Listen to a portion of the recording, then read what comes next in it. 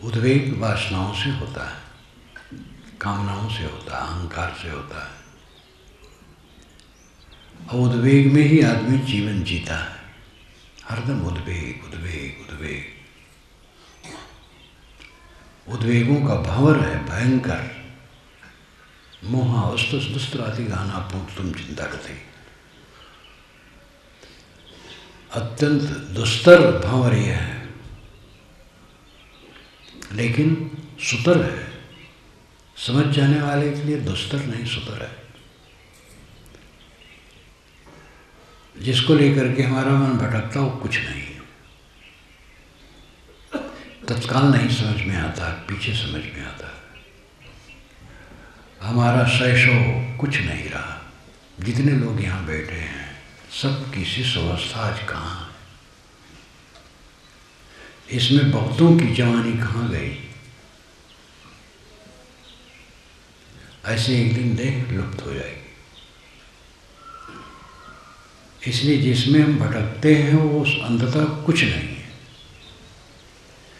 जो ये दृष्टि सब समय रखता है वो स्थिर हो जाता है। किस लिए चंचल हो, किस लिए उद्वेगित हो, क्या रहेगा? सब झूठ, सब झूठ, सब झूठ। पद का बहुत बड़ा रोग है। इतने ऊंचे पद पर है, इतने ऊंचे पद पर व्यवहार है ये पदवत, कुछ नहीं। कमिश्नर है बेचारा, पीड़ित है। सुप्रीम कोर्ट का जज अपनी पत्नी के सामने भीगी बिल्ली बना बैठा। एक सुप्रीम कोर्ट का जज घर में पहुंचा, जब उसकी पत्नी ने जो टपटा उससे पकड़ करके बैठा रहा। अब वहाँ जज ही काम करती है कि निर्णय दे दे, इसको फांसी चढ़ा दो। मुकदमा भी नहीं कर सकता, क्या मुकदमा करेगा?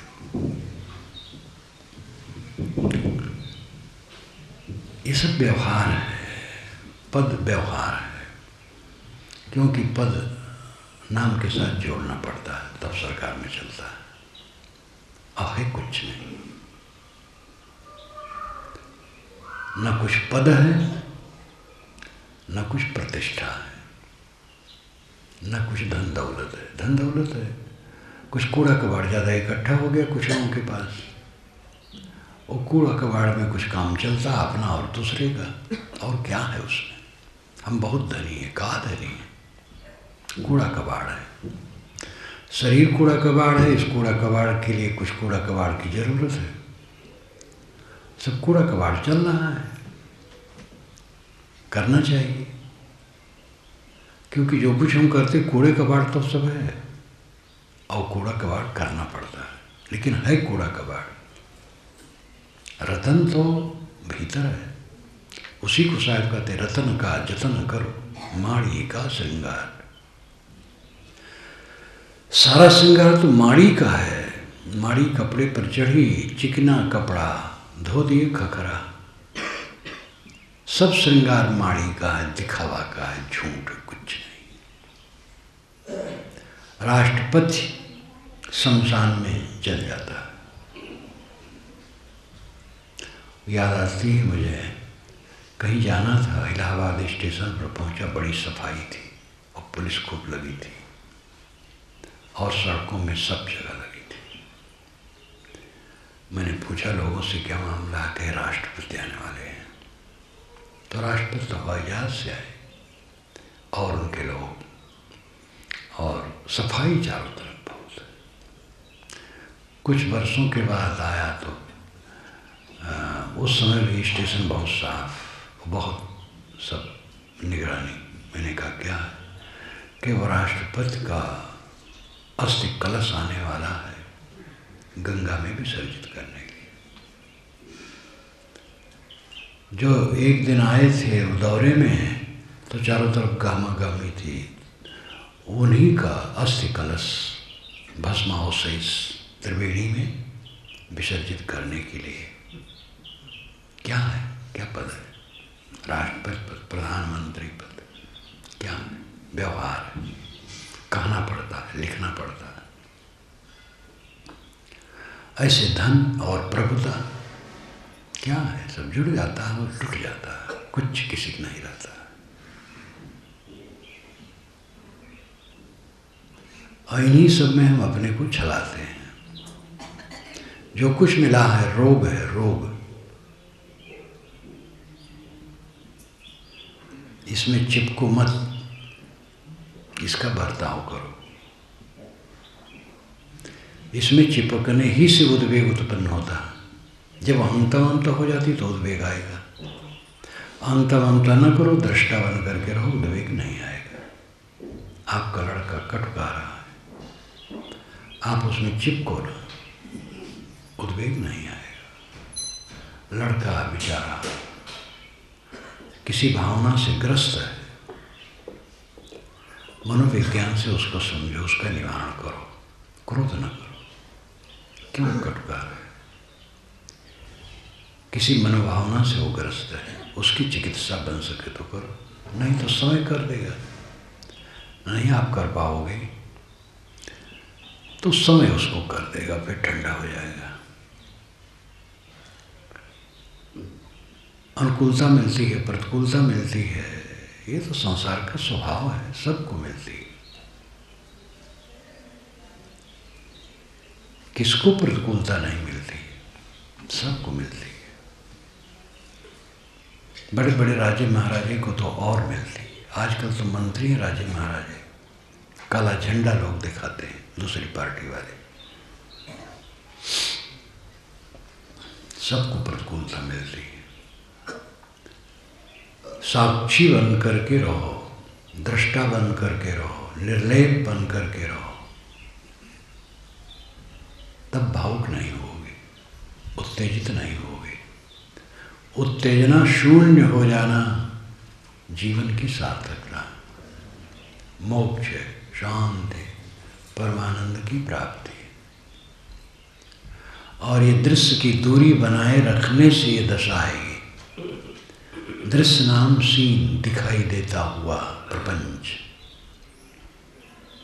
सब देखने भर का है और कुछ नहीं। हमारे इतना है, इतना इतना बाग है, इतना वो है, इतना खेत है, इतनी फैक्ट्री है, इतनी चलाई है, इतना प्रचार है, व्यवहार है और कुछ नहीं। और व्यवहार सब धुल करके बह जाएगा।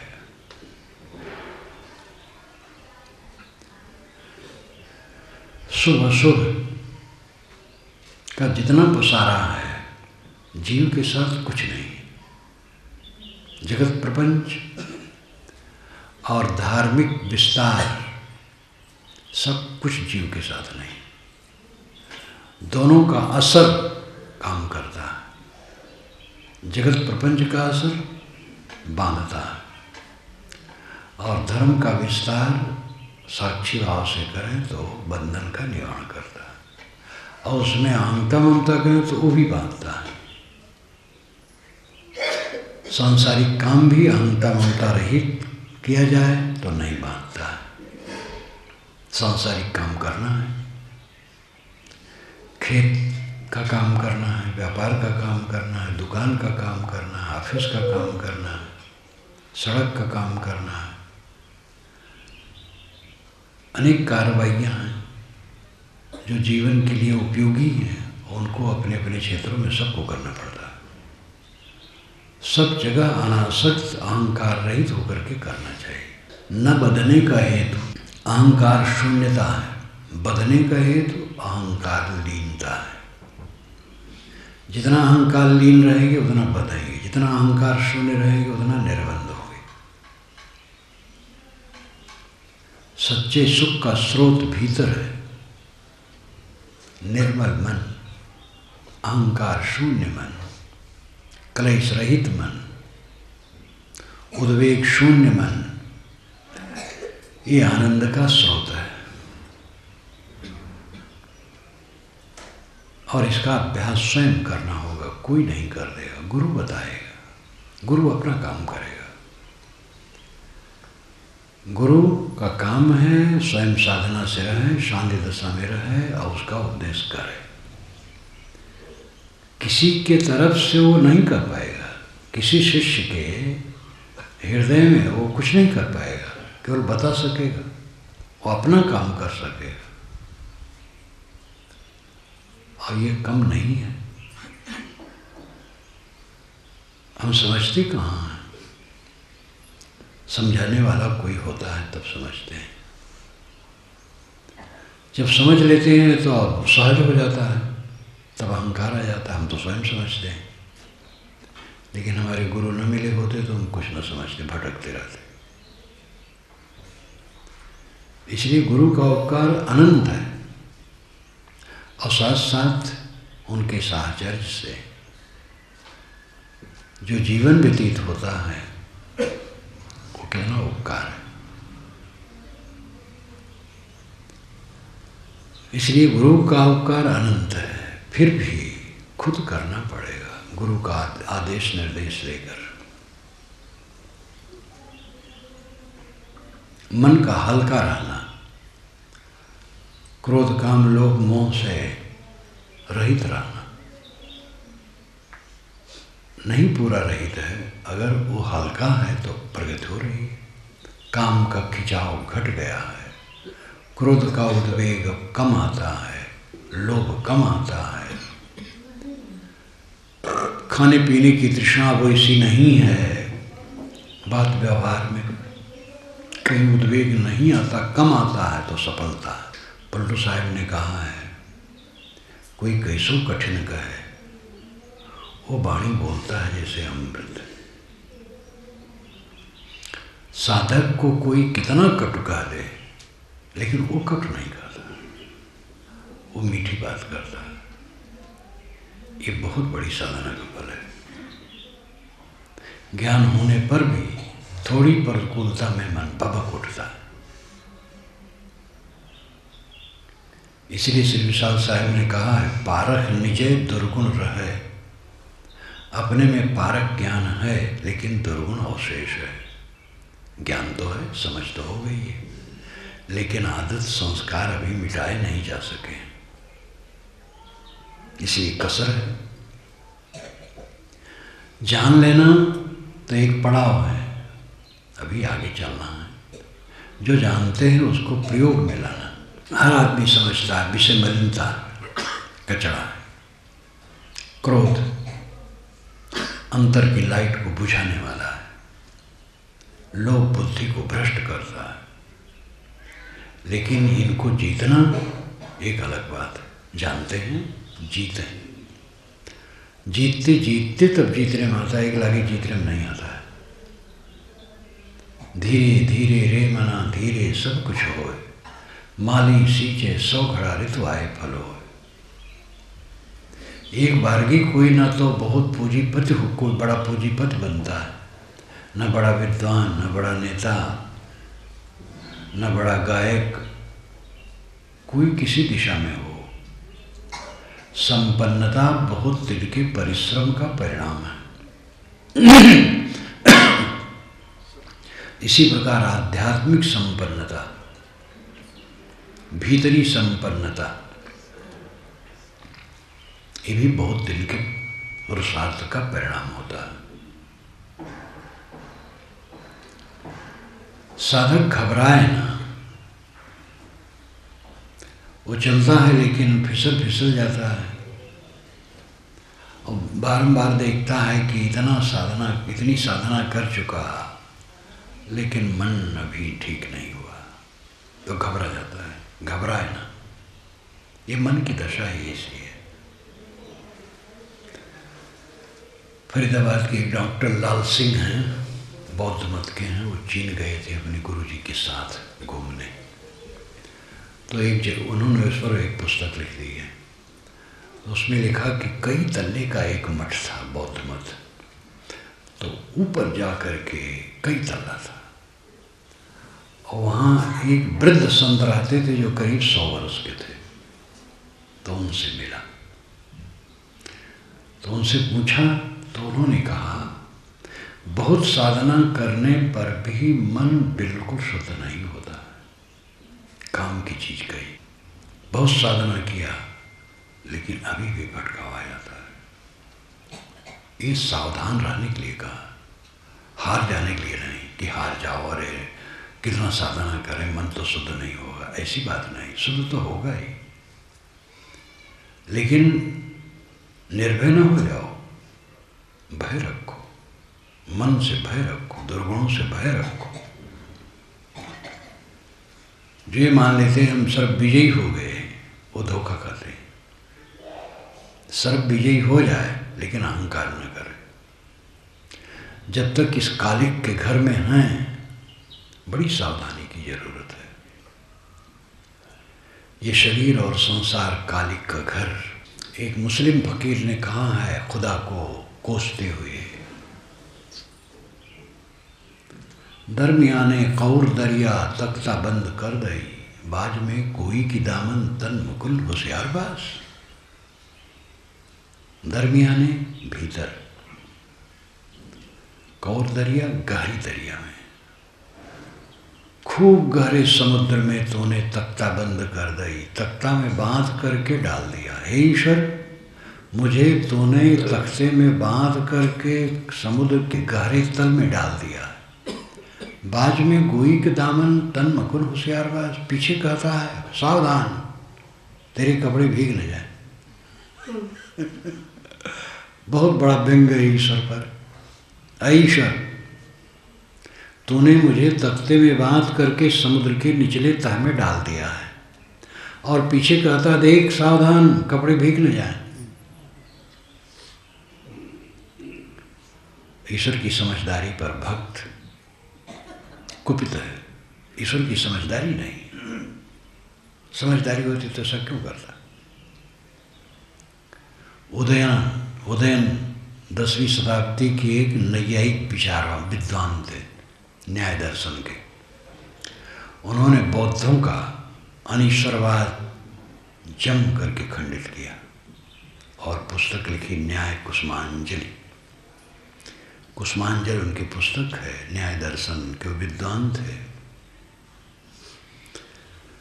प्रौढ़ पुस्तक है, छोटी है, प्रौढ़ पुस्तक है ईश्वरवाद सिद्ध करने के लिए। और कुछ दिन के बाद जब वो देखी कि ईश्वर हमें फल नहीं दे रहा है,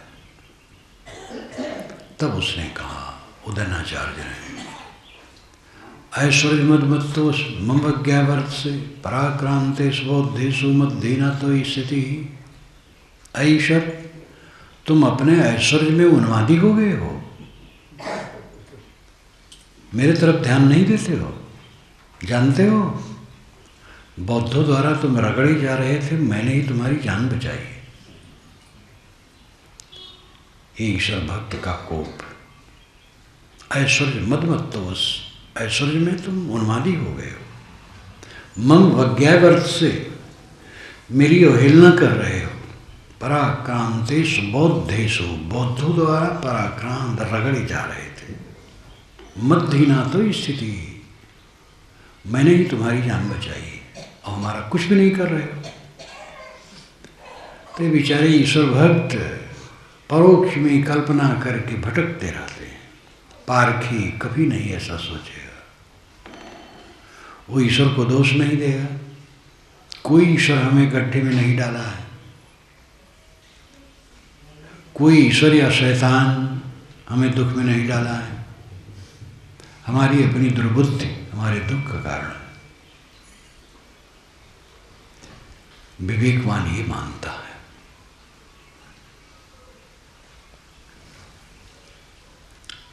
ईश्वरवादी ईश्वर को कोसते हैं, पारखी ईश्वर को नहीं कोसता है। ईश्वर मनुष्य की कल्पना है और वो मनुष्य को बनाता बिगाड़ता नहीं है। न ईश्वर हमारी समस्या है और न समाधान है। हमारी समस्या तो हमारा अज्ञान है और समाधान है अज्ञान की निवृत्ति। लेकिन इस बात पर सोच विचार करने वाले बहुत कम हैं। जहाँ देखो था ऊपर वाला, ऊपर वाला, ऊपर वाला जो करे महाराज, हम क्या हैं ऊपर वाला, भीतर वाले ख्याल ही नहीं। उपरात उपरात सब ऊपर ही चले गए, भीतर नहीं रह गए। लेकिन हमारा बनाने बिगाड़ने वाला भीतर वाला है। जो हमारे विचार हैं वो हमारे बनने और बिगड़ने के साधन है। हमें अपने विचारों को शुद्ध करना है और ये काम सरल है। ऊपर वाला हो तो ऊपर वाला कब खुश होगा हमें कुछ पता नहीं। गीत गाते रहे जीवन भर, गीत गाते गाते मर गए, वो कुछ नहीं किया। उदयन बेचारे गीत गाए ही न्याय कुसुमांजल ही बना दिए। पंडितों के क्षेत्र में न्याय कुसुमांजल बहुत प्रसिद्ध है, लेकिन अंत में देखे ईश्वर हमें फल नहीं दे रहा है तो कुपित हो गए। ये सब उठाव पटक अज्ञान का परिणाम है। हमारा दुख हमारे दुर्गुणों, अज्ञान और अविद्या की देन है। हम उसको सत्संग द्वारा समझें और मिटावें। मैं हूं और मेरा दुख है। मैं और मेरा दुख, एक कवि साहब की साखी का एक अंश भी है। मैं और मेरा दुख, मैं है और मेरा दुख है, और मेरा दुख झूठ है, बिल्कुल झूठ है। झूठ समझ लें, दुख खत्म। पत्नी ने कुछ कह दिया, दुख है। अरे पत्नी कहने दो। पत्नी से हाथ जोड़ करके कह दो, देवी और कहो, अभी कम है। खूब कहें, खूब कहें, खूब गरियां। अब आप हंसते रहो, फिर दुख रह जाएगा। लड़के ने असभ्यता की, कहा दो बेटा और असभ्यता करो, मेरा कोई नुकसान नहीं। ललकार दो, सब ठीक हो जाएगा। मैं हूं और मेरे सामने मेरा दुख है, और मेरा दुख मेरी मूर्खता का परिणाम है। काम वासना मूर्खता है, क्रोध मूर्खता है, लोभ मूर्खता है, ईर्ष्या द्वेष मूर्खता है, आसक्त होना मूर्खता है, चिपकना कहीं मूर्खता है, संसार में अपने मन को रमाना मूर्खता है। जो छूट जाने वाली चीज़ है उसमें क्यों रमे? जो नहीं छूटने वाला उसी में गलतान रहे। नहीं छूटने वाला आत्मा राम है, मेरा अपना परमात्मा, मेरा ब्रह्म, मेरा खुदा, मेरा गॉड, मेरा आत्म अस्तित्व है, उसमें लीन रहे, उसी में रमे। आठों पहर, सब समय, रात दिन। दुख कहाँ है? देह का दुख आएगा, उसको भूल लिया जाएगा, मिट जाएगा। देह का दुख कब तक रहेगा? देह का दुख सही है, मन का दुख असही है। अकबर और बीरबल में बात हुई। अकबर ने कहा देह का दुख बड़ा है, बीरबल ने कहा मन का दुख बड़ा है। तो एक बकरी, दो बकरियां, एक बकरी का पैर टूट गया था, वो परेशान थी। तो संयोग से बीरबल ने उन दोनों बकरियों को अलग अलग बंधवा दिया और उसके सामने घास डाल दी गई। जो स्वस्थ बकरी थी उसके सामने एक सिंह की मूर्ति रख दी गई। तो बकरी उस सिंह को देख करके जोर से पीछे खींचती थी, लेकिन गला बंधा था और भाग नहीं सकती थी। घास कुछ भी नहीं खाई, वो एकदम हैरान थी उस सिंह को देखकर। सिंह नकली था लेकिन उसको पता नहीं। और जिसका पैर टूटा था वो बकरी बैठ करके घास खाती रही। तो सुबह बीरबल ने कहा देखिए हुजूर, इसको पैर टूटा और दुख है, लेकिन सही है, घास खा रही है प्रसन्नता से। और इसका कुछ नहीं टूटा है दूसरे का, लेकिन भयभीत है, इसलिए घास तो मुख में ले ही नहीं। रस्सी भी गले में जो बंधी खींच करके दूर खड़ी है। तो कहाँ मन का दुख बहुत है। शरीर का दुख सह जाता है, मन का दुख तो जलाता है। और शरीर का दुख बरबस है, चोट लग गई, बुखार आ गया, जुकाम आ गया, बड़ा रोग हो गया, ये बरबस है। मन का दुख हमारे अज्ञान की उपज है। अज्ञान मिटाना सरल है। अज्ञान हमारा व्यामोह, उसको मिटाएं, छोड़ दें। अहंकार, कुल अज्ञान अहंकार है। अहंकार झूठा है। अहंकार साहिब का इतना अंश जब याद आता है तो मन और गल जाता है। झूठा है अहंकार। रतन का जतन करो, माड़ी का श्रृंगार, आया कबीरा फिर गया, झूठा है अहंकार। सब अहंकार झूठा। जो गरजते थे लोगों पर, लूट पाट और क्या क्या करते थे, जेल में सड़ रहे। शहाबुद्दीन को देखा, आप लोगों ने भी अखबार में कभी कभी पढ़ा होगा, बिहार सिवान जिला के शहाबुद्दीन। सिवान में मेरा कार्यक्रम तो सिवान जिला में, तो दूर से आना था, वो गाड़ी बिगड़ गई थी। ये कुशीनगर की तरफ से जाना हुआ था, जहाँ बुद्ध का शरीर छुटा था, वहाँ कार्यक्रम था, वहीं से वहाँ जाना था। गाड़ी भी बिगड़ गई, देरी हो गई, गर्मी महीना था। दोपहर वाले कार्यक्रम में मैं जा नहीं सका, अपने कक्ष में था। शहाबुद्दीन निमंत्रित थे, वो आए वहाँ, तो हमें नहीं देखे तो नहीं बैठे। कहीं महाराज जी नहीं है तो मैं कुछ नहीं कहूँगा। मेरी पुस्तक वो पढ़े थे, अपने दल बल के साथ मेरे पास आए, गद्दे पीछे थे, बैठ गए। वो शरीर लंबा चौड़ा गोरा, रबर का थैला जैसा, बुलंद शरीर, और उम्र तो 40 वर्ष से ज़्यादा न रही होगी। सुंदर, स्वस्थ, एक एक हाथ जांग जैसा बलवान और बुद्धिमान। बैठा, नमस्कार किया, बैठा। कहा महाराज आपके विचार मैंने पढ़ा, इसके प्रचार की जरूरत है। जितना अधिक प्रचार हो समाज का कल्याण होगा। सभा में आया तो सभा में बैठा नहीं, जब आप नहीं थे तो क्या बैठूं। बातचीत हुई, प्रसाद दिया, गए। और वो इतना जिसको प्रतिकूल समझता था मरवा देता था, जो कुछ करता था। उसी समय उनके साथियों से पता चला कि अरब जाने वाले, तो हम समझे कि तीर्थ करने जाते होंगे, लेकिन वास्तव में भागना चाहते थे। पकड़ लिए, अब जेल में। इतने केस हैं उनके ऊपर, वो जेल से छूटना मुश्किल है।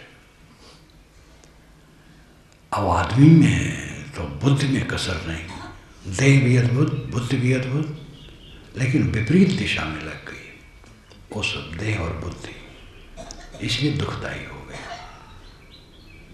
अब जेल में हैं और जेले में रहेंगे, ऐसे अनेक हैं। वो ज़्यादा नाम प्रसिद्ध रहा इसलिए कहा। जो बड़े बड़े कहलाने वाले ऐसे हैं, उनके व्यक्तित्व में कसर नहीं, उनकी बुद्धि में कसर नहीं। बुद्धि बहुत बड़ी है, लेकिन बुद्धि विपरीत दिशा में लग गई और चौपट हो गया सब। किसी का कुछ रह नहीं जाता है, सब का सब खत्म हो जाता है। इसलिए कुछ मेरा है, इससे बड़ा पागलपन और कुछ नहीं। कुछ मेरा है, जब देह नहीं रहेगी मेरी तो मेरा क्या है। मेरी अपनी मानी हुई देह जल जाएगी, गल जाएगी, सड़ जाएगी, तो मेरा क्या।